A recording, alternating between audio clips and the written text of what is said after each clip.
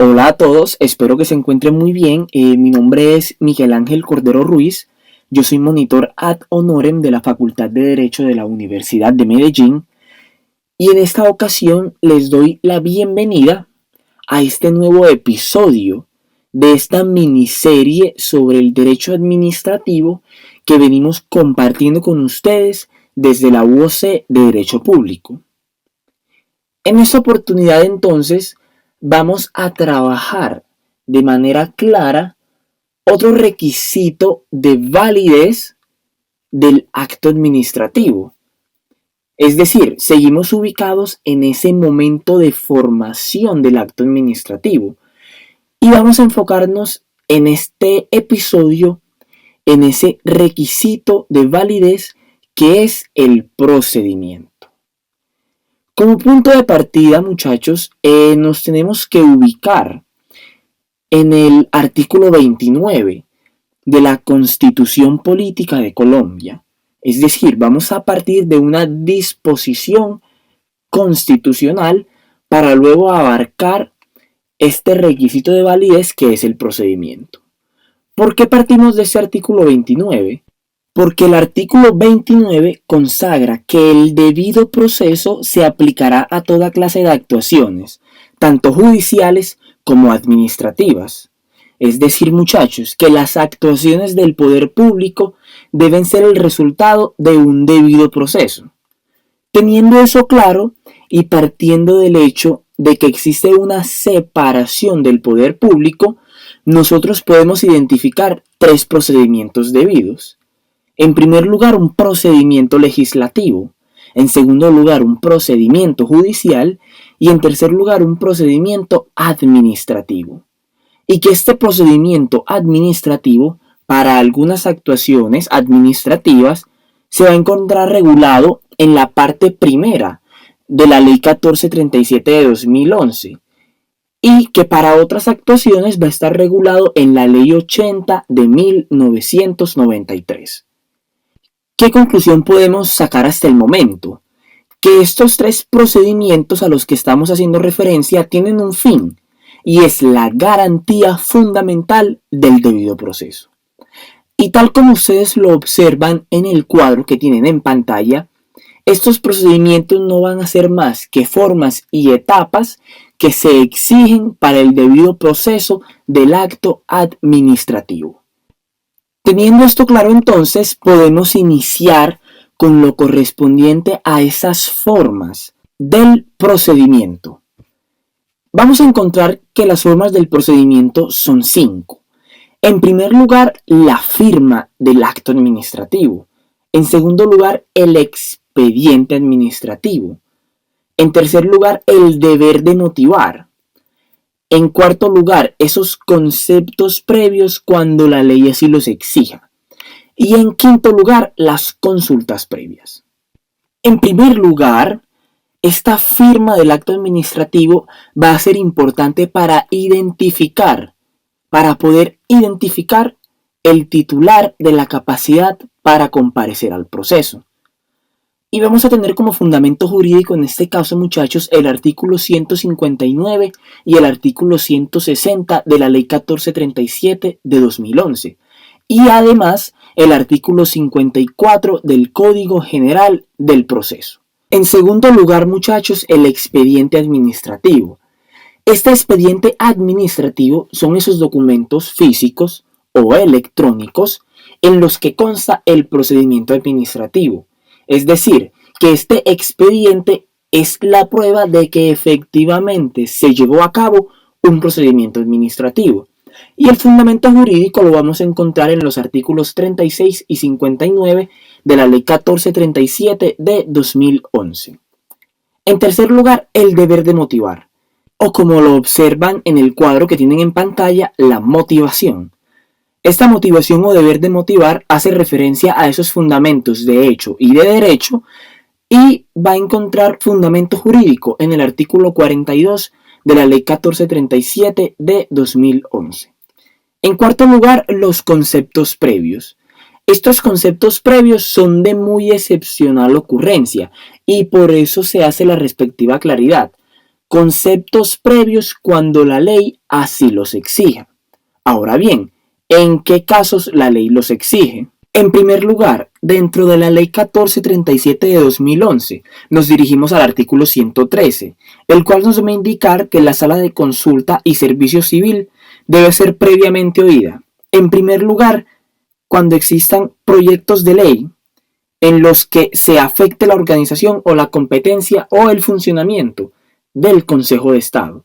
O en segundo lugar, en aquellos otros casos en los que la ley lo indique. En segundo lugar, hacemos referencia al artículo 237, numeral tercero de la Constitución Política, el cual nos indica en su inciso segundo que el Consejo de Estado debe ser oído previamente en los casos de tránsito de tropas extranjeras por el territorio nacional.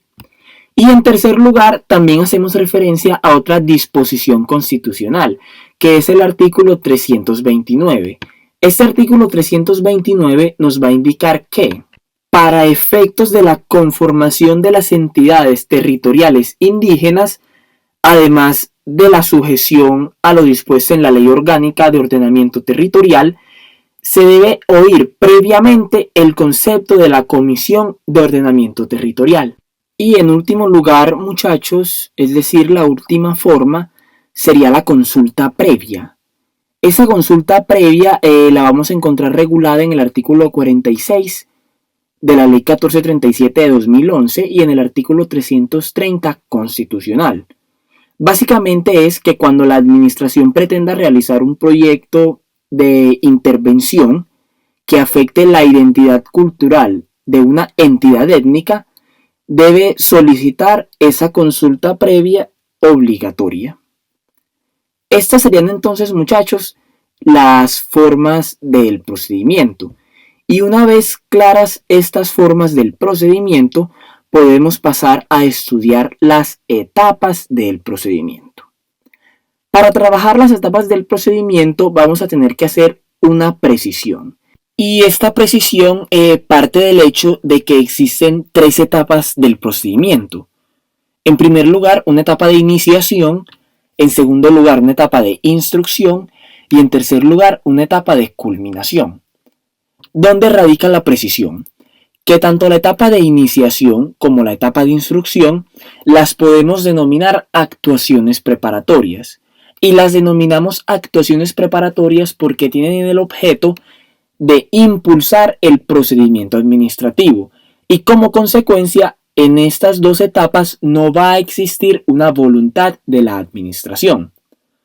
Sin embargo, ya en la tercera etapa, que es la etapa de culminación, en esta etapa sí existe una voluntad de la administración y por lo tanto no va a ser una actuación preparatoria, sino que va a ser propiamente el acto administrativo.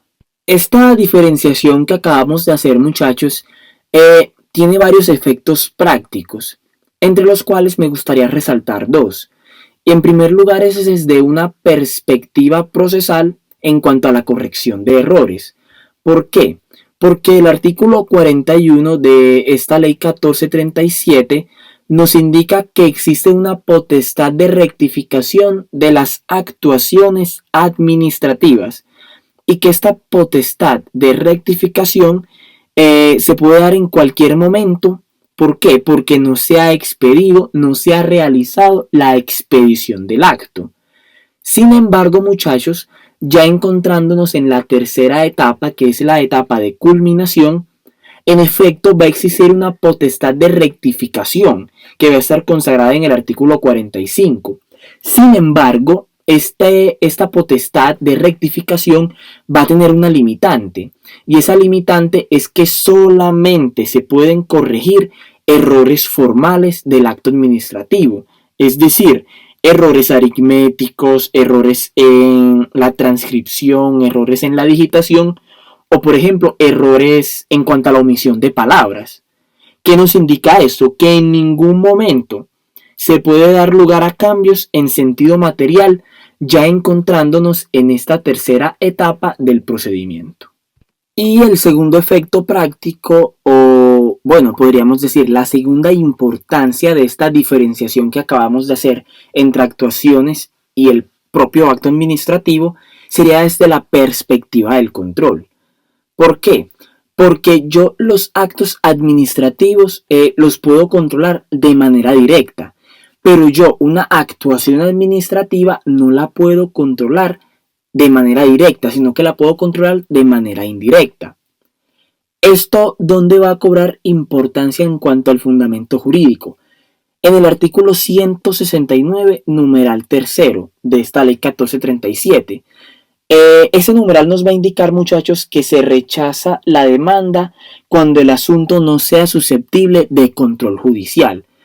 Y en efecto, la importancia desde la perspectiva del control es que no es susceptible de control judicial una actuación administrativa de manera directa, sino que es susceptible de control de manera indirecta. Teniendo claras, muchachos, esas dos importancias, o bueno, esos efectos prácticos de la diferenciación entre actuaciones y acto, podemos ya iniciar esta primera etapa, que sería la etapa de iniciación. Para esa etapa de iniciación del procedimiento, nos tenemos que hacer la siguiente pregunta: ¿cómo se puede iniciar el procedimiento administrativo? Y la respuesta a este interrogante se va a encontrar en el artículo 4 de la ley 1437 de 2011. Este artículo 4, ¿qué nos va a indicar, muchachos? Nos va a indicar que las actuaciones administrativas podrán iniciarse, en primer lugar, por quienes ejerciten el derecho de petición en interés general. En segundo lugar, por quienes ejerciten el derecho de petición, pero ya no en interés general, sino en interés particular.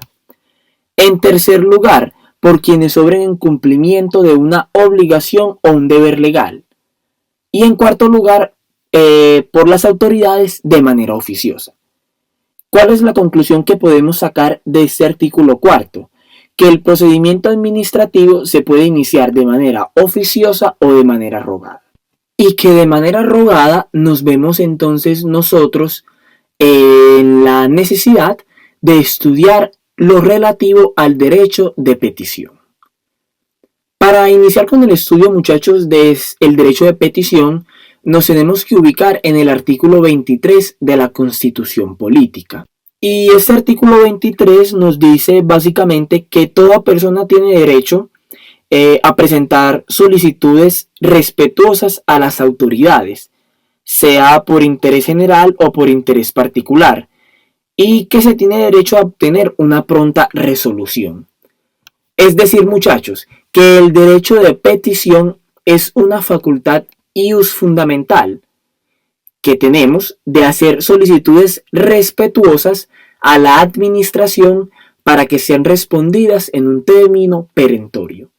Ese sería el derecho de petición, la definición como tal. Y que si bien es cierto que el punto de partida es una disposición constitucional, el artículo 23, como lo acabamos de decir, este derecho de petición va a estar desarrollado en la ley 1755 de 2015, que es aquella por medio de la cual se reguló el derecho fundamental de petición y se sustituyó ese título del Código de Procedimiento Administrativo, porque anteriormente se encontraba en la ley 1437 entre los artículos 13 y el artículo 33. Ya no están consagrados en el Código de Procedimiento Administrativo, sino que están regulados ese derecho de petición en esta ley 1755 de 2015. Este derecho de petición, muchachos, como lo pueden observar en el cuadro que tienen en pantalla, tiene unos elementos. En primer lugar, un elemento subjetivo. Y en este elemento subjetivo debemos diferenciar entre el sujeto activo y el sujeto pasivo, es decir, los sujetos de este derecho de petición. El sujeto activo del derecho de petición es cualquier persona, sea natural o jurídica, a la que nosotros le podemos denominar solicitante o le podemos denominar peticionario. Es decir, todos los sujetos de derecho tenemos derecho de petición y por lo tanto esto se tiene como de rango constitucional. Por otro lado, el sujeto pasivo del derecho de petición serían las autoridades. Sin embargo, aquí hay que hacer una precisión, y es que no solamente pueden ser o bueno, no solamente son sujetos pasivos del derecho de petición las autoridades, sino que también pueden ser sujetos pasivos del derecho de petición meros particulares. Sin embargo, aquí hay que hacer una precisión, y es que no cualquier particular puede ser sujeto pasivo del derecho de petición. Para que esto se pueda dar, es necesario que se configure una posición dominante. ¿Y en qué casos se configura, o bueno, qué particulares podrían configurar una posición dominante? Podrían configurarla aquellos que administran bases de datos o los que generan una posición o una situación de subordinación, las cajas de compensación familiar, los institutos del sistema de seguridad social integral, los que prestan servicios públicos, los que pertenecen al sistema bursátil y financiero, y por último, las organizaciones religiosas. Conclusión, muchachos, hasta el momento del elemento subjetivo es que existe un sujeto activo y un sujeto pasivo. Que el sujeto activo es cualquier persona natural o jurídica y que el sujeto pasivo pueden ser autoridades, pero también pueden ser meros particulares. El segundo elemento, tal como lo ubican en el mapa que está en sus pantallas, es el elemento causal. Este elemento causal hace referencia a los fundamentos de hecho y a los fundamentos de derecho.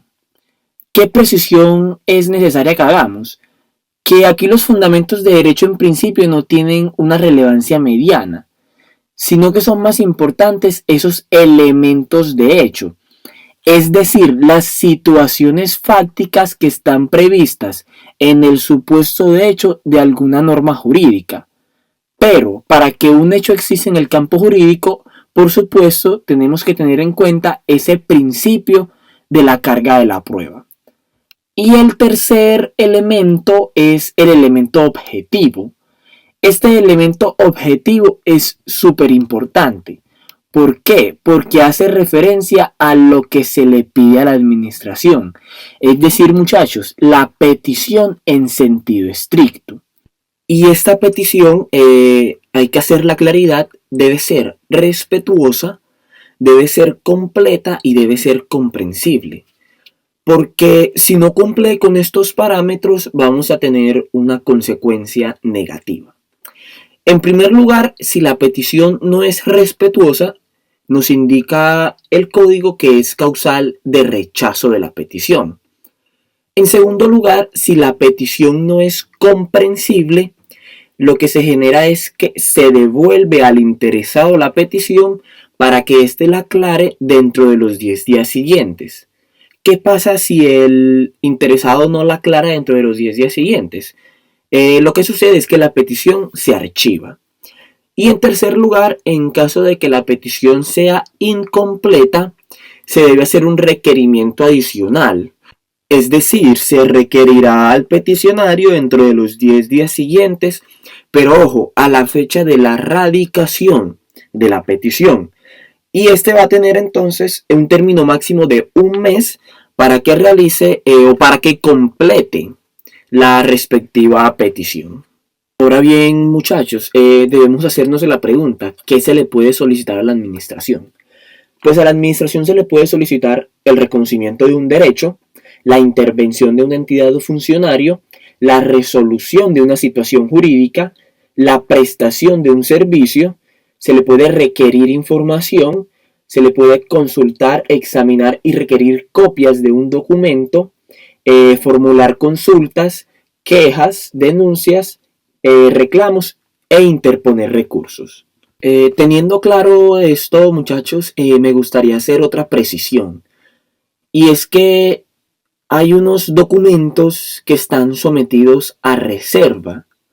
Esos documentos que están sometidos a reserva son aquellos que tratan sobre datos genéticos humanos, los que están amparados por secreto profesional, los protegidos por el secreto comercial o industrial, los datos referentes a la información financiera y comercial, los relativos a las condiciones financieras y las operaciones de crédito público y tesorería que realice la nación, los que involucren derechos a la privacidad e intimidad de las personas, las instrucciones en materia diplomática o sobre negociaciones reservadas, y súper importante los relacionados con la defensa o la seguridad nacional. ¿Qué pasa? Que cuando se presenta una petición y un documento está sometido a reserva, la decisión que rechaza la respectiva petición debe ser motivada y se le debe indicar de manera precisa al interesado cuáles son las disposiciones legales o constitucionales que impiden que se le entregue el respectivo documento. Sin embargo, la ley consagra la posibilidad de que el interesado pueda insistir en la petición de este documento. Y en ese caso nos tenemos que remitir a dos reglas para resolver esta insistencia del interesado. En primer lugar, y es que si el interesado insiste, va a resolver si se le niega total o parcialmente, o si se acepta la petición, en primer lugar, el tribunal administrativo del lugar donde se encuentren los documentos. Cuando estemos hablando de autoridades del orden nacional, departamental o el distrito capital. Y la segunda regla es que va a resolver el juez administrativo si se trata ya de un sujeto pasivo del orden municipal o distrital y diferente al distrito capital de Bogotá. Teniendo clara esa precisión, bajo esos términos que les acabo de plantear, la petición al interesado puede ser negada total o parcialmente, o por el contrario puede ser aceptada. Y otra aclaración que no podemos pasar por alto, y es que al principio de la explicación, cuando dimos la definición del derecho de petición, hablamos que esto debe ser resuelto en un término perentorio. Entonces nos tenemos que hacer la pregunta, muchachos, ¿cuál es el término que se tiene para resolver un derecho de petición? Aquí vamos a encontrar una regla general y unas excepciones. La regla general, muchachos, es que el término para resolver un derecho de petición es de 15 días. Sin embargo, cuando se trate de la petición de documentos, el término no va a ser de 15 días, sino que va a ser de 10 días hábiles siguientes a la recepción de la petición.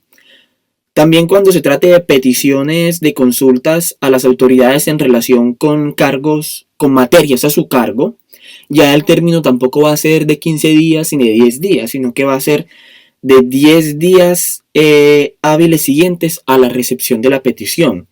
E incluso este término se puede extender hasta los 60 días. También cuando se trate de peticiones entre autoridades, el término no va a ser de 15 días, muchachos, que es la regla general, sino que va a ser de 10 días, los 10 días siguientes a la recepción de la respectiva petición. Y además me gustaría hacer una precisión. Y para esa precisión nos tenemos que remitir al artículo 102 de la ley 1437. Este artículo 102 consagra las consultas y la extensión jurisprudencial. Y hay que tener muy en cuenta, muchachos, que para estas consultas y extensión jurisprudencial el término tampoco va a ser de 15 días, tampoco va a ser la regla general, sino que va a ser un término de 30 días. Y además algo súper importante es que debemos tener en cuenta, y es que estos términos se pueden suspender, pero se pueden suspender en unos casos muy concretos. En primer lugar, porque exista un trámite de impedimentos o recusaciones. En segundo lugar, porque exista un trámite de conflictos de competencia. En tercer lugar, porque se ha dado apertura al periodo de pruebas. Y en cuarto lugar, cuando se ha hecho un requerimiento adicional. Teniendo claro esto, muchachos, culminamos lo respectivo al derecho de petición. Y en este punto nos tenemos que hacer la siguiente pregunta, y es si basta con la presentación de un derecho de petición o la actuación oficiosa para que exista, para que se culmine totalmente el procedimiento administrativo. Y la respuesta es no, porque como pueden observar en el cuadro también existe una etapa de instrucción y una etapa de culminación. Esta etapa de instrucción, que sería la segunda etapa del procedimiento, la vamos a denominar la impulsión del procedimiento administrativo. Le vamos a dar impulso a ese procedimiento administrativo. Y esa etapa de instrucción, muchachos, está conformada por una fase probatoria y una fase de alegaciones. La fase probatoria la vamos a encontrar consagrada en el artículo 40 y la fase de alegaciones en el artículo 42 de la Ley 1437. La fase de pruebas, muchachos, lo que nos va a indicar es que durante la actuación administrativa se podrán pedir, se podrán aportar y se podrán practicar pruebas de oficio o a petición del interesado sin ningún requisito especial. Y la fase de alegaciones lo que nos va a indicar es que al interesado se le debe dar la oportunidad de expresar sus opiniones, es decir, es la oportunidad para controvertir los hechos y la oportunidad para controvertir los derechos. Estas dos etapas del procedimiento que hemos culminado hasta el momento debemos recordar, muchachos, que las denominamos actuaciones preparatorias. Y podemos por fin llegar a la tercera etapa, que nosotros la denominamos etapa de culminación. Y que esta etapa de culminación dijimos en un principio que ya contiene una voluntad de la administración. Es decir, ya aquí existe esa manifestación unilateral de la administración con el objeto de producir consecuencias jurídicas con fuerza ejecutoria. Tal como lo ubican en el mapa, esta voluntad de la administración puede ser de dos formas. Puede ser expresa o puede ser presunta. Y eso es muy importante porque la voluntad expresa y la voluntad presunta van a tener componentes distintos. En primer lugar, nos ubicaríamos en la voluntad de la administración cuando es expresa. Y la voluntad es expresa cuando está acompañada de la publicidad. Y esta publicidad debemos recordar que va a depender de si el acto administrativo es general o es particular.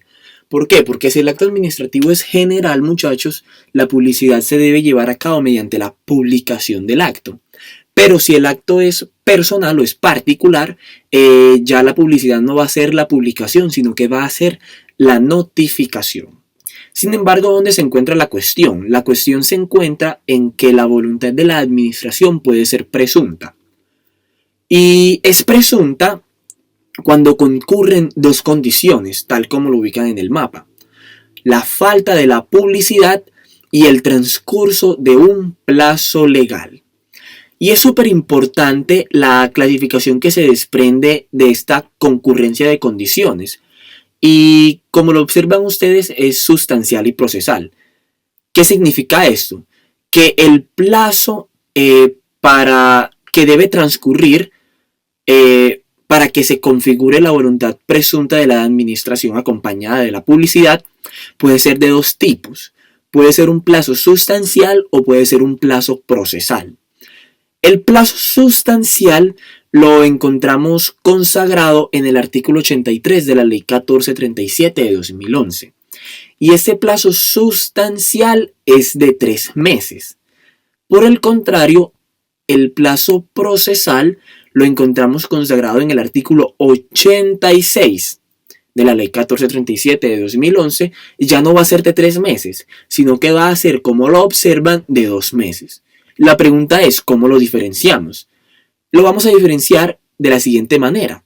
Y es que cuando se trate de la interposición de recursos, se debe contar un plazo procesal. Mientras que lo que no sea o lo que no se trate de recursos, se debe tener en cuenta ya no el plazo procesal, sino el plazo sustancial, que va a ser ya no de 2 meses, sino que va a ser de 3 meses. Teniendo esto claro, nos ubicamos ya en lo último de la línea sobre este procedimiento administrativo. Y es que la falta de publicidad y el transcurso de un plazo legal va a configurar lo que nosotros conocemos como el silencio administrativo. Es decir, existe una voluntad presunta de la administración. Y este silencio administrativo, como pueden observar, puede ser negativo o puede ser positivo, siendo el silencio administrativo negativo la regla general, mientras que el silencio administrativo positivo es excepcional. ¿Por qué es negativo por regla general? Porque de esta manera se garantiza la posibilidad que se tiene de un control judicial contencioso administrativo. ¿Y eso dónde lo vamos a fundamentar? Lo vamos a fundamentar en el artículo 66 de la Ley 1437 de 2011. Este artículo 66 nos consagra los anexos que deberán acompañar a la demanda. Y nos indica este artículo que en caso de que se alegue el silencio administrativo, se deben anexar las pruebas que lo demuestren. Es decir, que se puede garantizar, se tiene la posibilidad de acudir a un control judicial contencioso administrativo, teniendo como regla general el silencio administrativo negativo. ¿Y por qué se da esto? Porque el silencio administrativo positivo, que estamos diciendo que es la excepción, lo que nos indica es que se entiende que se está fallando a favor del recurrente. Sin embargo, debemos ser muy cuidadosos porque este silencio administrativo positivo, como es excepcional, tiene una condición muy clara, y es que debe existir una norma expresa que configure el silencio como tal. Es decir, si no hay una norma que de manera expresa nos diga que se entiende que se está fallando en favor del recurrente, no se puede configurar el silencio administrativo positivo. Y estas normas que lo consagran de manera expresa dentro de la Ley 1437 son solamente dos. En primer lugar, el artículo 14 y en segundo lugar, el artículo 52. Y por fuera de la Ley 1437 vamos a encontrar otras disposiciones que van a consagrar de manera expresa el silencio administrativo positivo. Entonces comencemos con estas disposiciones que se encuentran dentro de la Ley 1437. Y en primer lugar dijimos que tenemos el artículo 14. Este artículo 14 lo que nos va a indicar es que la petición de documentos y de información deberá resolverse dentro de los 10 días siguientes a su recepción, y que si en este lapso de tiempo no se ha dado respuesta al peticionario, se entenderá para todos los efectos legales que esa solicitud ha sido aceptada y por lo tanto ya no se puede negar a la entrega de dichos documentos al peticionario. Y por otro lado, el artículo 52, que indicamos que es la segunda disposición dentro de la Ley 1437 que consagra este silencio administrativo positivo, versa sobre recursos interpuestos contra actos administrativos sancionatorios. Y ese artículo 52 lo que nos indica básicamente es que estos recursos deben ser resueltos en un término de un año, y que si dentro del término de ese año no se resuelve el recurso, se entiende que se está fallando en favor del recurrente. Esos serían, muchachos, los dos casos dentro de la Ley 1437. Y podemos pasar entonces a estas disposiciones que se encuentran por fuera del Código de Procedimiento Administrativo. Y en primer lugar, vamos a comenzar con la Ley 142 del 94. Esta Ley 142 del 94 es la que regula lo concerniente a los servicios públicos domiciliarios. Y en primer lugar, el artículo 58 de esta Ley 142 nos va a indicar que los recursos interpuestos deben ser resueltos dentro del término de 15 días contados a partir de la fecha de la presentación de ese recurso. Y en caso de que no se resuelva al usuario la petición dentro de ese término, se va a entender que éste le ha sido resuelto de manera favorable. Como podemos observar, es el primer caso del silencio administrativo positivo. Y el segundo caso también se va a encontrar dentro de esta Ley 142 y específicamente en el artículo 31, el cual nos va a indicar que esas consultas sobre la inclusión de cláusulas exorbitantes se deben resolver dentro de un término de 15 días y que transcurrido ese término sin que sean resueltas las solicitudes elevadas, pues va a operar el silencio administrativo positivo. Esos serían los dos casos consagrados en la Ley 142 del 94. En segundo lugar, nos tenemos que remitir a la Ley 80 de 1993, es decir, el Estatuto de la Contratación Estatal, y específicamente al artículo 25 y a su numeral 16. Y este numeral 16 nos hace referencia a esas peticiones que se hacen en el curso de la ejecución del contrato, las cuales deben ser resueltas dentro del término de los 3 meses siguientes a su presentación, y en caso de que no sean resueltas en este término, se entenderán que son favorables las pretensiones del solicitante en virtud del silencio administrativo positivo del que estamos hablando. El tercer caso, muchachos, lo vamos a encontrar en el Código Sustantivo del Trabajo, específicamente en su artículo 366, el cual nos va a indicar que una vez recibida la solicitud de inscripción sindical, el Ministerio del Trabajo tiene un término máximo para resolver dicha inscripción del registro sindical, y en caso de que no se pronuncie el ministerio, se va a entender que la organización sindical va a quedar automáticamente inscrita en el registro correspondiente. Es decir, aquí tenemos otro caso de silencio administrativo positivo. El cuarto caso, muchachos, lo vamos a encontrar en el Estatuto Tributario, específicamente en los artículos 734 y 738. Y estos dos artículos también nos van a consagrar dos casos de silencio administrativo positivo. En el caso del 738 nos habla del término para resolver las solicitudes de revocatoria directa, en las cuales se tiene un término de 1 año para que sean resueltas, y en caso de que no sean resueltas se van a entender en favor del solicitante. El siguiente caso, muchachos, lo vamos a encontrar en la Ley 909 del año 2004. Y específicamente nos tenemos que remitir al artículo 43, el cual nos habla de la declaratoria de insubsistencia del nombramiento por calificación no satisfactoria. Contra ese acto administrativo, muchachos, que declara la insubsistencia del nombramiento, procede el recurso de reposición, y que si ese no se resuelve dentro de los 45 días calendarios siguientes a la presentación, se considerará que el nombramiento cumple con el puntaje mínimo, es decir, se considerará que la calificación ya es satisfactoria. Y podemos encontrar entonces en ese artículo 43 otro caso del silencio administrativo positivo. Y el último caso, muchachos, lo vamos a encontrar en el decreto 1469 del año 2010, el cual en su artículo 34 nos indica que esas solicitudes sobre licencias urbanísticas también van a tener un plazo máximo para que sean resueltas. Este plazo va a ser de 45 días hábiles.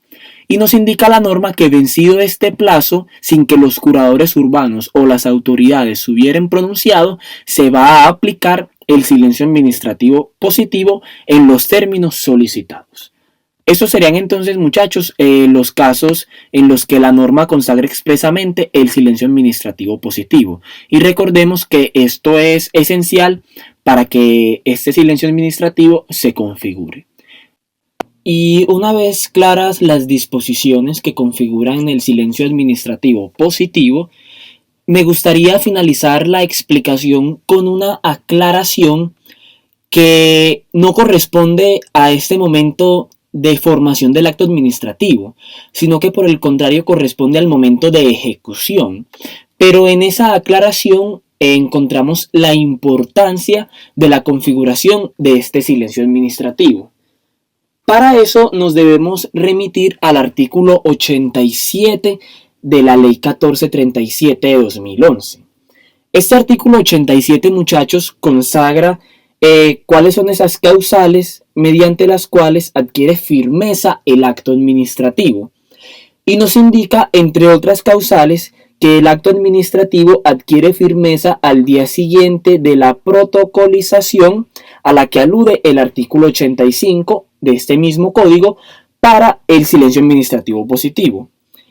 Este artículo 85 lo que nos va a consagrar básicamente es el procedimiento por virtud del cual nosotros invocamos este silencio administrativo positivo. Y para hacerlo me gustaría explicarles con un ejemplo. Y el ejemplo sería el siguiente. Supongamos que a mí, Miguel, se me está negando la prestación de un servicio público domiciliario. Por tal motivo, yo decido interponer un recurso, lo hago dentro de los 10 días establecidos por la ley, y sin embargo, la administración guarda silencio en cuanto a la resolución del recurso. Tras ese silencio administrativo, muchachos, y tras que haya pasado el plazo procesal, que es de 2 meses, porque recordemos que estamos hablando de un recurso y por lo tanto contamos el plazo procesal y no el plazo sustancial, se configuraría entonces el silencio administrativo positivo para responder sobre los recursos que versen sobre servicios públicos domiciliarios, que recuerden que fue la primera disposición que estudiamos hace un instante, la cual se encuentra consagrada en la Ley 142 de 1994, que sería el artículo 158. Por tal motivo, muchachos, yo acudo a una notaría a realizar este ejercicio de protocolización del que me habla el artículo 85. ¿Por qué? Porque yo me encuentro dentro de ese beneficio del silencio administrativo positivo y por lo tanto, una vez hecho este ejercicio de protocolización, con la constancia de que yo efectivamente presenté el recurso o una copia de esta, junto con una declaración jurada de que no se me notificó esa decisión, una vez se termine el ejercicio con la escritura y sus copias auténticas, ese acto administrativo va a producir todos los efectos legales de la decisión favorable que yo le pedí a la administración. Una vez tengamos claro este ejemplo, pues hemos culminado, muchachos, nuestra explicación del día de hoy concerniente al procedimiento administrativo. Si tienen alguna duda, por supuesto, la pueden hacer y con mucho gusto la duda será resuelta. Les pido que no olviden seguirnos en nuestras redes sociales. En YouTube nos van a encontrar como Monitores Facultad de Derecho UDM. Y en nuestra red social Instagram nos van a encontrar como Monitores-Derecho UDM.